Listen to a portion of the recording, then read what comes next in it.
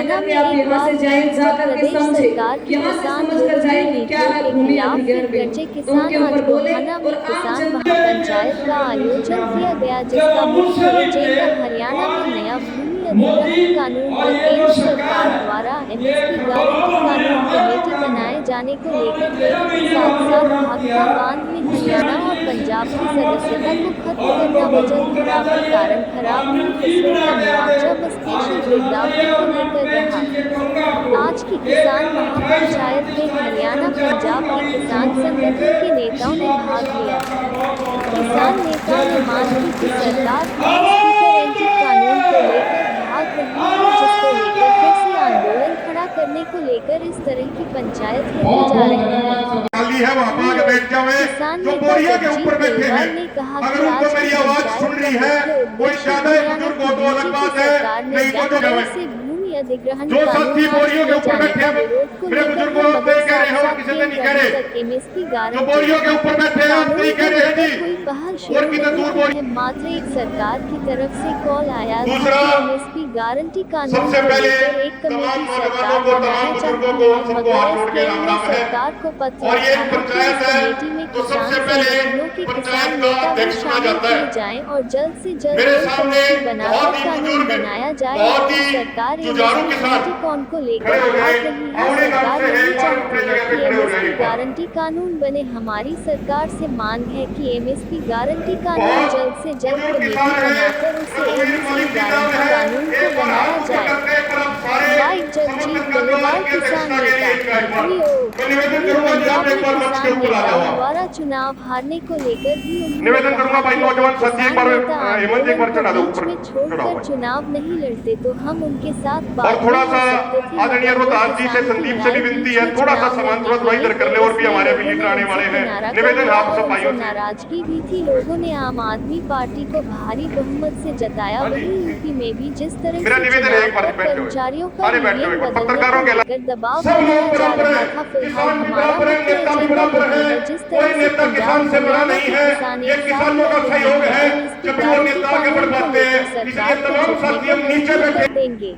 तो मैं हाथ जोड़ के निवेदन करता हूं भाई के सम्मान से वो आगे की कार्रवाई शुरू करें। अभी कई गांव से फोन आ रहे हैं, वहां तक ट्रेनिंग चल रही है और रस्ते में आगे हैं, लेकिन ये इस तरफ भी ये पानी का टैंकर है, जिसमें साथी को पानी पीना और टैंकर से कैंपर से या जो वो आरोग्य की टंकी है वहां से पानी आगे पीछे आकर के समझाना चाहिए, उनको बताना चाहिए कि किस तरीके से आपकी जमीन पर कैसे चलेगी इस कानून के माध्यम से। भूमि अधिग्रहण कानून वो कानून है जो सरकार के काम के लिए, निजी कंपनियों के काम के लिए आपकी जमीन के ऊपर सरकार कैसे चलाएगी आपको लेकर कोई मायने। दूसरा मुद्दा जो आज की पंचायत का एमएसपी का गारंटी 380 दिनों के बाद किसानों को चारों बॉर्डरों से उठाया गया था, लेकिन आज तक जिसके ऊपर जरूर आएंगे, लेकिन लड़ाई हमारी खत्म जब तक सरकार उस लड़ाई को बड़े भाई के प्रयास से आज प्रण लेकर किसानों का विरोध और इसी मन से सिर्फ यही कहूंगी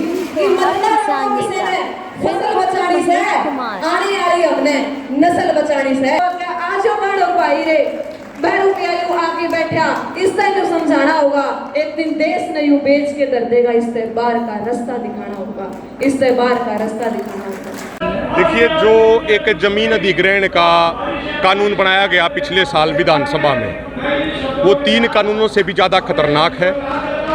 भाई जब ज़मीन ही नहीं बचेगी, जिस कानून के तहत ज़मीन छीन ली जाएगी और ज़मीन ही नहीं बचेगी, तो फिर ना तो एमएसपी का फ़ायदा रहेगा ना फसलों की खरीद का फ़ायदा रहेगा। तो इसीलिए जो ये ज़मीन छीनने वाला कानून है, जिस कानून में नियम बना दिया गया कि अब किसी किसान की कोई सहमति नहीं ली जाएगी ज़मीन का एक्वायरमेंट करते समय, कोई 4 गुना उनको मुआवजा नहीं दिया जाएगा।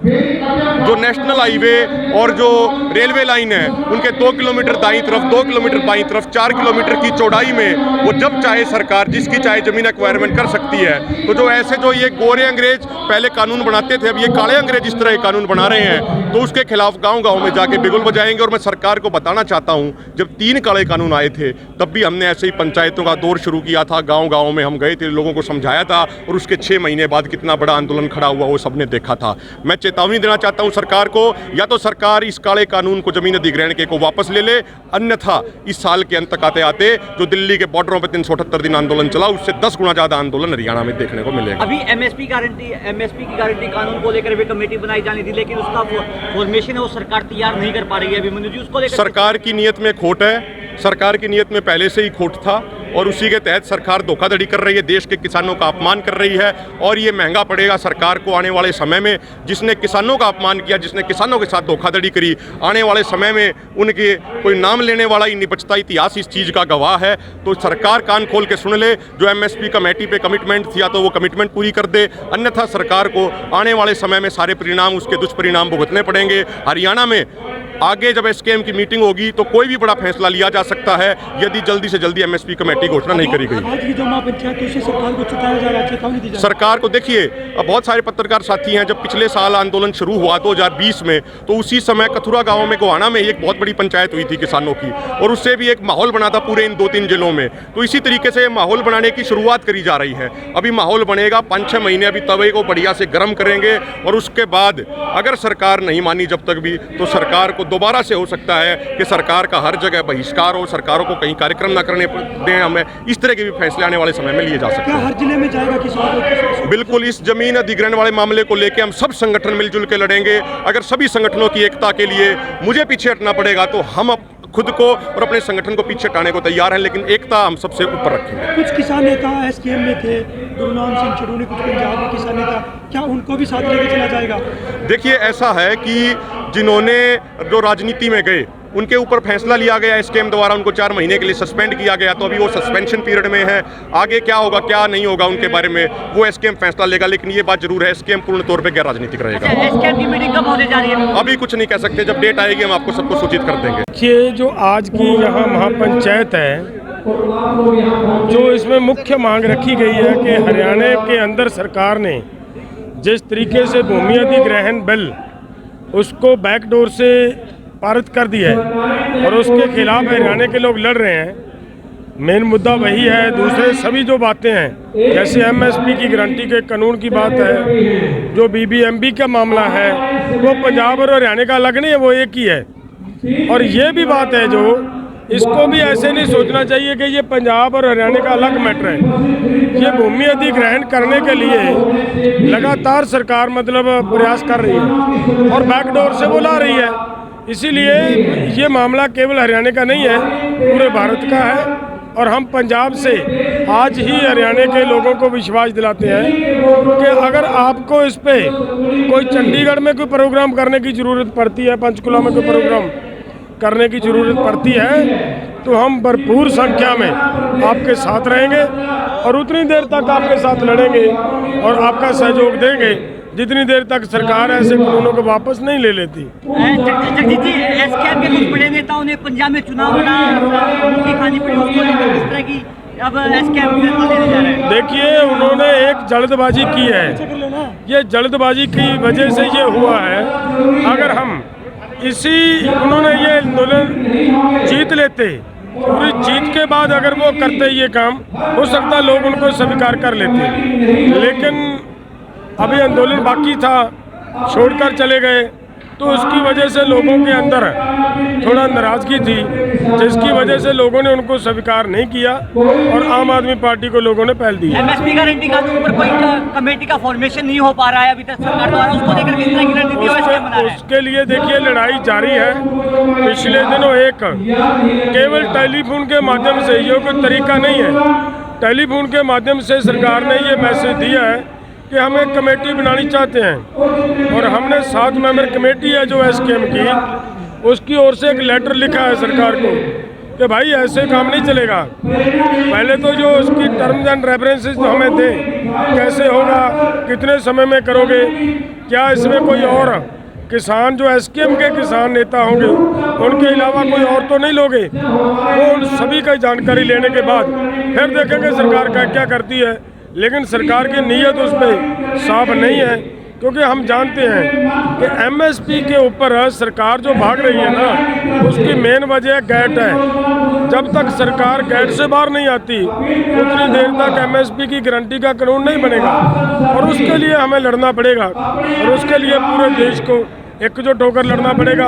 और हरियाणा और पंजाब जिस तरीके से एकता बनाकर लड़ रहे हैं, मुझे पूर्ण विश्वास है कि हम सरकार को घुटनों के बल ले आएंगे और सरकार को MSP के गारंटी कार्ड मिल उत्तर प्रदेश और उत्तराखंड मिशन है वो चलाया गया SKM द्वारा, लेकिन सफल नहीं हो पाया। प्रचंड बहुमत से सरकारें बनाई। राकेश टिकैत के गांव से ही लगभग बीजेपी हर बूथ पर जीती, उसको लेकर आपका क्या बयान है?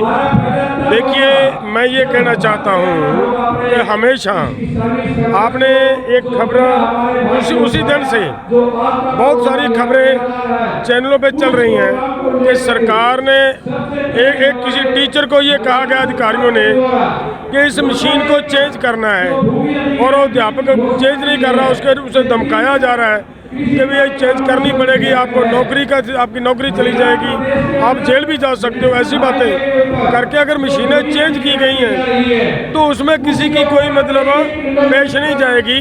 उसमें तो सीधा सीधा ये कहें कि लोकतंत्र का हत्या की गई है, लोकतंत्र का कत्ल किया गया है, और इसके खिलाफ लोगों को EVM के खिलाफ लड़ाई लड़नी पड़ेगी। तो EVM को दोष ठहरा रहे हो क्या डल्लेवाल साहब आप इसमें?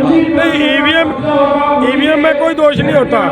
EVM के अंदर दोष उसमें गड़बड़ करने वालों की नीयत पे दोष होता है, और वही EVM होती है अगर वो ईमानदारी से काम करती है, वो अपना काम ठीक करती है। अगर उसमें छेड़छाड़ होगी तो वो ईमानदारी छोड़ देगी। आम आदमी पार्टी के सामने बड़े बड़े धुरंधर आ गए, किस तरह देखते हो? देखिए, आम आदमी पार्टी की खासियत नहीं थी कि आम आदमी की किसी खासियत से धुरंधर हारे हैं। उनके हारने की मेन वजह ये है कि उनके खिलाफ उनके साथ लोगों की नाराज़गी इतनी बढ़ चुकी थी कि लोग उनको गांव में तो घुसने नहीं दे रहे थे, और ये क्लियर था। मैंने तो पहले भी बहुत बार ये बात कही थी कि पंजाब में अब इलेक्शन की कैंपेन चलाने की ज़रूरत नहीं है। अब लोग सब समझ गए हैं, और आपके सामने वही रिजल्ट आया कि किसी को नहीं, और इनको 90 सीटें दी, इनको भी इतनी अगर भारी जीत हुई है ना, तो ये याद रखना पड़ेगा, लोग इनको उतारना भी जानते हैं। डल्लेवाल साहब, भगवंत मान ने जितने भी MLA हैं उनकी जो पेंशन थी उनको एक बार ही कर दिया कि कितनी बार भी जीतो एक बार की पेंशन मिलेगी।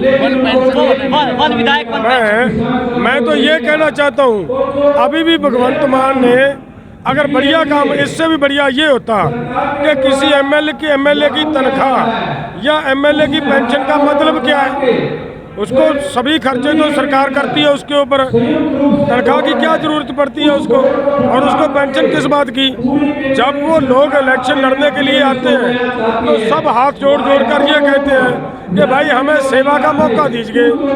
पार्टी छोड़कर, अगर कोई एक पार्टी टिकट नहीं देती तो वो पार्टी छोड़कर भागते हैं। तो इसके हिसाब से अगर देखें, इन लोगों की कोई पेंशन नहीं चाहिए, कोई इनकी तनख्वाह नहीं होनी चाहिए, और अगर इससे भी बढ़कर ये होना चाहिए, भगवंत मान जी अगला स्टेप ये उठाएं कि जितने भी अभी तक MLA जीते हैं सभी की प्रॉपर्टी की जांच हो। पहला इलेक्शन लड़ने से पहले जितनी उनकी प्रॉपर्टी थी उसके ज़्यादा, उससे ज़्यादा जितनी बनी है वो सब जब्त की जाए और सरकारी संपत्ति घोषित किया जाए। इसको हम ये चाहेंगे। क्या चुनाव के बाद SKM कमजोर हो गया है? बिल्कुल कमजोर नहीं हुआ। आप हरियाणा वाले हो, पिछले दिनों आपने देखा नहीं, 25 तारीख को चंडीगढ़ में जन सैलाब था, वहाँ पे 50,000 लोग आए और लोगों ने ये सिद्ध कर दिया कि आंदोलन के साथ हैं, रहेंगे। उन्होंने चुनाव का पंगा लिया, उनको लोगों ने रिजेक्ट कर दिया, आंदोलन को लोगों ने सिलेक्ट कर लिया, वो आपके सामने है। डल्लेवाल साहब, SKM की अगली बैठक कब होगी? जिस तरह से आप कह रहे हैं कि सरकार ने कोई भी वादा पूरा नहीं किया, क्या कोई बड़ा फैसला सकता है? दोबारा आंदोलन जुटेगा? देखिए, आंदोलन तो शुरू हो चुका है। पंजाब से बार मतलब मांग पत्र दिए जा चुके हैं, वो कोई दिक्कत नहीं है। आपके हरियाणा में भी DCO को पिछले दिनों मांग पत्र दिए, पूरे देश में दिए। आगे क्या करना है उसके लिए मतलब प्रोग्राम आगे देंगे और आने वाले दिनों में वो बैठक होगी। थैंक यू जी। धन्यवाद।